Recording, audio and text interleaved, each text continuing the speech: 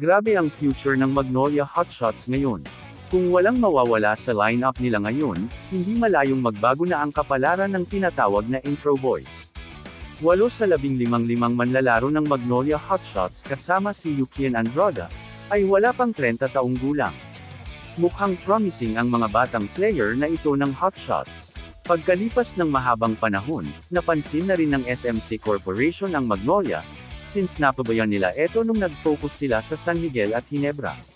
Pero ngayong taon, kasabay ng coaching change sa pangunguna ni Coach L.A. Tenorio, nakuha nila sa trade si Javi Gomez de Leaño at rookie Chris Kun mula Terra Firma at Titan Ultra.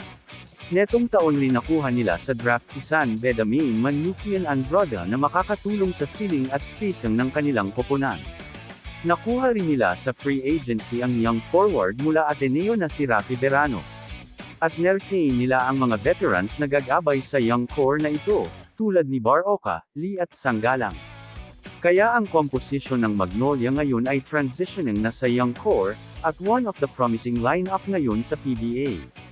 Matapos makuha ang rookie na si Chris Kun mula sa Titan Ultra, malinaw na tinatanggap ng Magnolia Hotshots ang isang bagong panahon, isang panahon na pinamumunuan ng kabataan, enerhiya, at potensyal. Si Kuon, isang versatile na guard mula sa Ateneo, ay sumali sa isang promising cast ng mga batang gunner na kinabibilangan ni Zab Lucero, Jerem Lastimosa, Javi Gomez de Leaño, Peter Alfaro, rookie Gab Gomez, at Yukian Andrada. Sama-sama, kakatawanin nila ang hinaharap na core na maaaring tukuyin ang susunod na kabanata ng Magnolia Basketball. Ang bagong henerasyong ito ay magdadala hindi lamang ng athleticism, kundi isang gutom na patunayan ang kanilang sarili sa yugto ng PBA. Sa mga veterano na gumagabay sa kanila at si Coach L.A. Tenorio ang namumuno sa sistema, mukhang handa ang Magnolia na bumuo ng balanseng pinaghalong karanasan at kabataan, isang kombinasyong maaaring mag-alab ng kanilang mga adhikain sa kampyonato. Kahit na ang mga batang core ay naglalagay ng malakas na bilang, ang mga veterano ng Magnolia ay patuloy na nagbibigay ng matatag na produksyon at pamumuno. Sina Ian Sanggalang at Mark Barroca ay nagsasama para sa impresibong puntos bawat laro, na nagpapakitang mahalaga pa rin ang karanasang iyon. Samantala, sina Lee, De La Rosa, at Escoto ay sumasali sa mga mahahalagang assist at defensive stop. Ang bagong henerasyong ito ay nagdadala hindi lamang ng athleticism, kundi isang koponan sa bagong yugto ng PBA.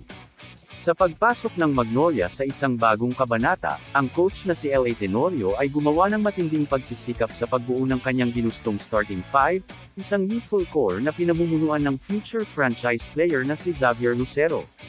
Kasama niya ang sophomore guard na si Jerem Lastimosa at ang sharpshooter na si Javi Gomez de Leaño, na bagong nakuha mula sa isang trade sa Terra Firma.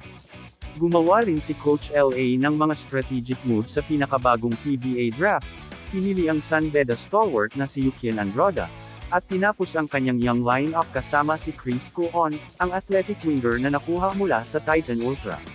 Sa 5 magagandang talento na ito, layunin ni Coach L.A. na patnubayan ang Magnolia patungo sa bagong direksyon at sa huli, ang PBA Championship. Kamusta mga idol? Sports Zone PH para sa sports news and update. Kung bago ka pa lamang dito sa channel ko, pindutin mo na ang subscribe button at notification bell para lagi kang update sa mga sports news.